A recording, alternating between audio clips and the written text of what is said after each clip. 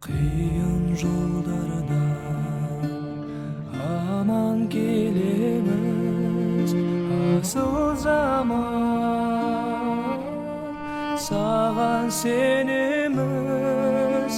Жизнь регионов Казахстана остается Казахстане продолжается масштабная эвакуация. На юге Казахстана произошло землетрясение магнитудой 6,1 и